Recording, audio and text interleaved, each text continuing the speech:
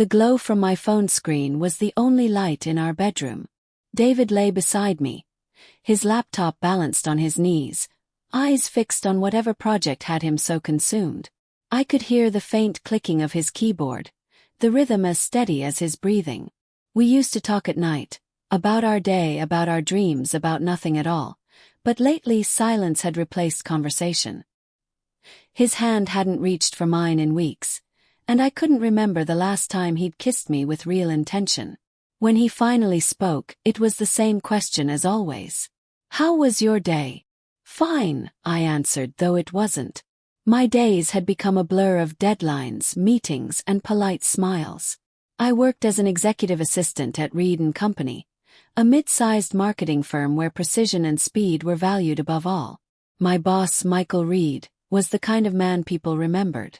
Early 40s, tall, sharp in both mind and suit, with a charisma that filled the room. He was married like me, but the way he carried himself, confident, assured, made it impossible not to notice him. I told myself I didn't notice too much. I was married. This was just work. But the truth was, there were moments when his attention felt like sunlight on cold skin.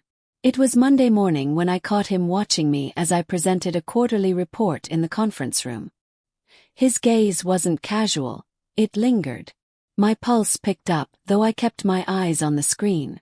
When I glanced back, he was still looking, the faintest hint of a smile at the corner of his mouth. After the meeting, I busied myself at my desk, telling myself not to read into it. Michael was kind to everyone, remembering birthdays, asking about people's families. That was just who he was. Still, when he stopped by my desk and asked, "Can you stay a little later tonight? I'd like your input on the Peterson account," my chest tightened with something I didn't want to name. That evening the office emptied quickly. The sun dipped low, shadows stretching across the carpet. Michael stood at the far end of the room, sleeves rolled up, tie loosened. He carried a stack of papers to my desk. "Thanks for staying," he said. His voice was smooth, warm, like he meant it.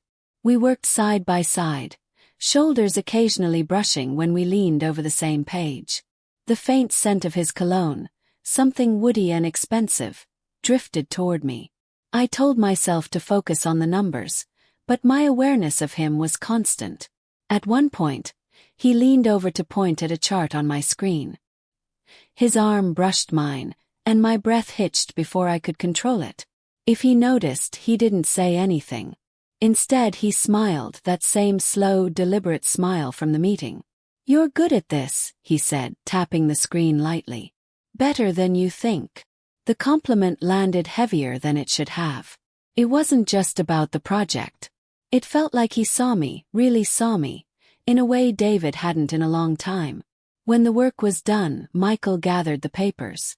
"You've saved me hours tonight," he said. "I owe you one." I laughed softly. "I'll remember that." We walked to the elevator together. In the quiet space, our reflections stood side by side in the mirrored walls. I caught myself wondering what we looked like to an outsider. Two professionals leaving after a long day, or something else entirely. On the street, the air was cool. Michael handed me a file I'd forgotten on my desk.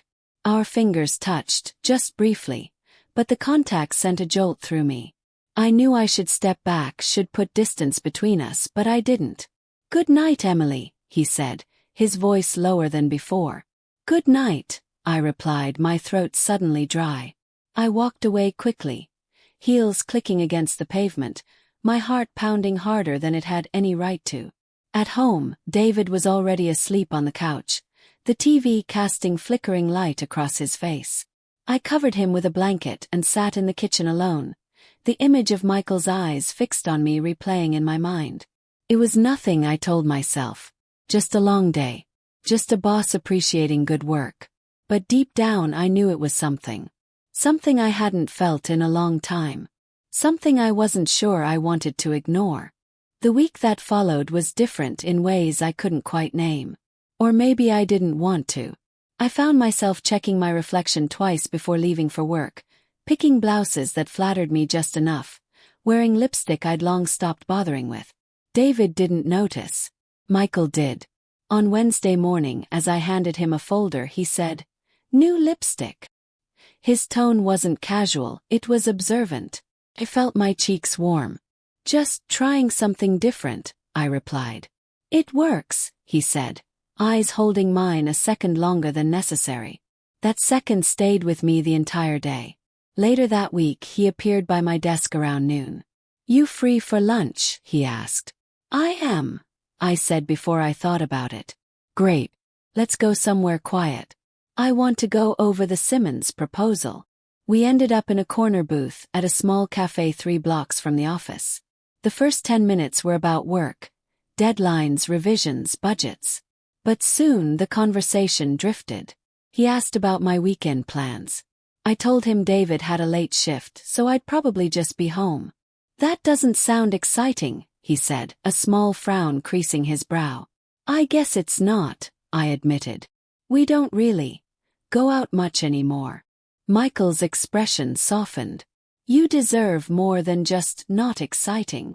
The way he said it, quiet, certain, made my stomach tighten. He told me his own marriage felt like living with a polite stranger. He and his wife had been fine for years, but nothing more. His honesty was disarming. It made me feel less guilty for my own unspoken truths. When we returned to the office, something had shifted. His hand brushed my lower back as we walked through the door, a fleeting touch that burned through the fabric of my blouse. That night, the house was silent except for the hum of the fridge. David ate dinner in front of the TV. I sat at the table alone, scrolling through emails. One from Michael caught my eye. "Thanks for lunch today. I enjoyed talking about more than just numbers." I read it twice before replying, "Me too." The next few days felt like living in 2 worlds. At home, I was the quiet, dutiful wife.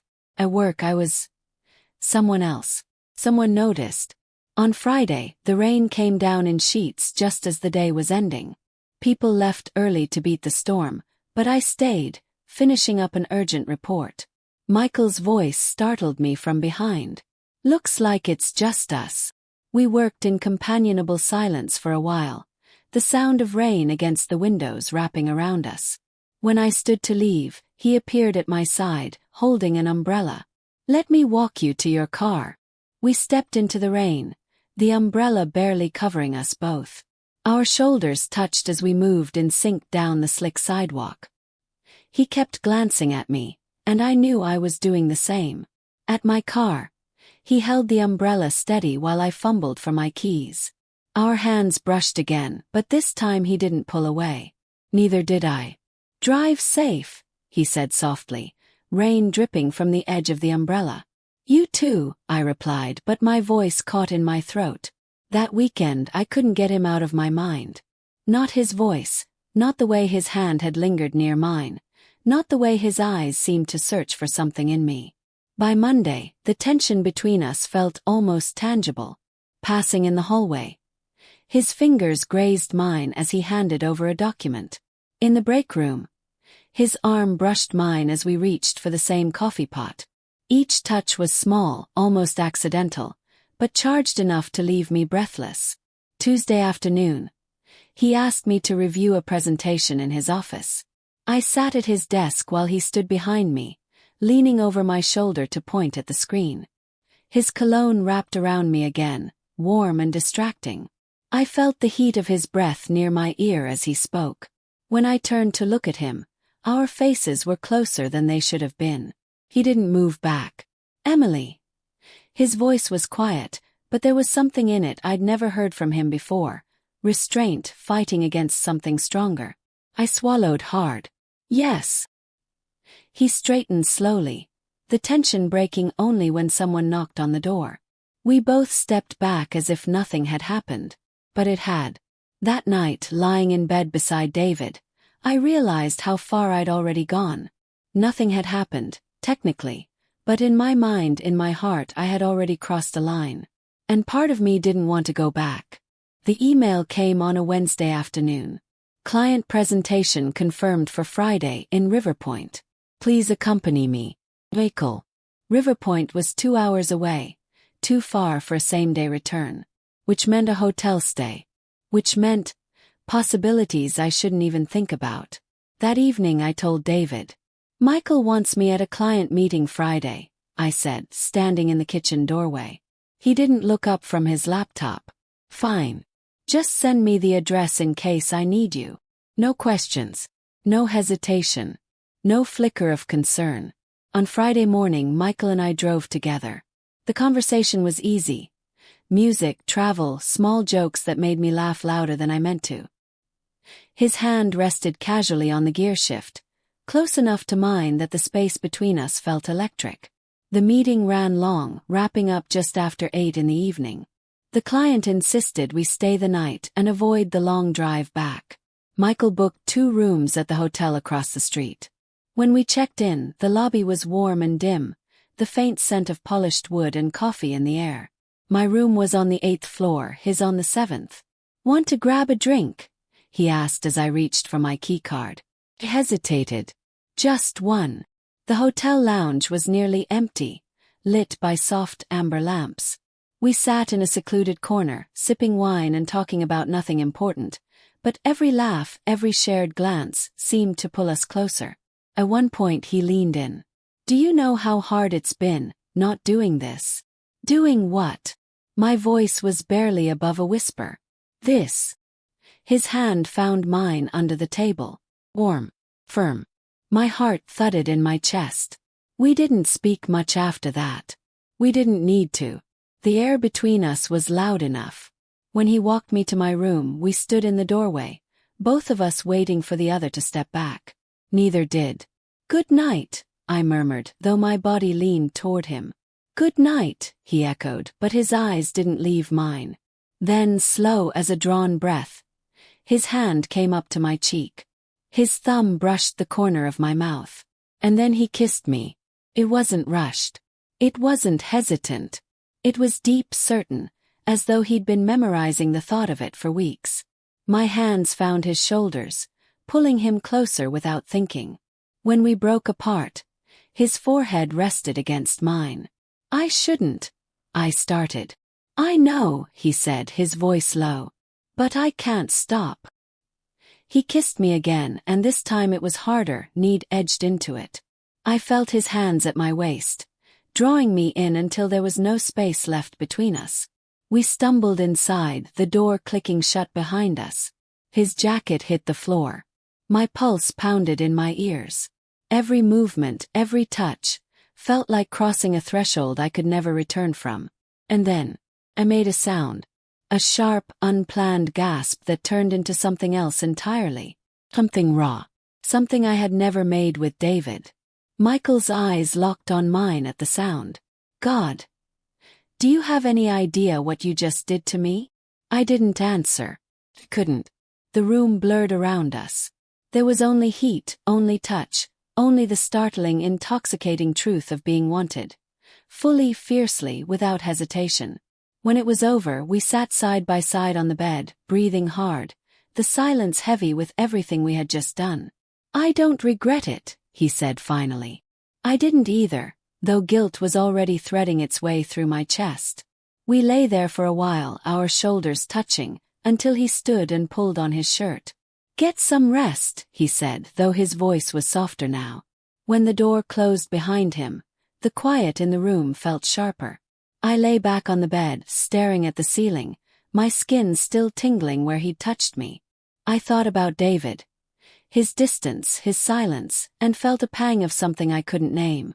But beneath it all, there was another truth.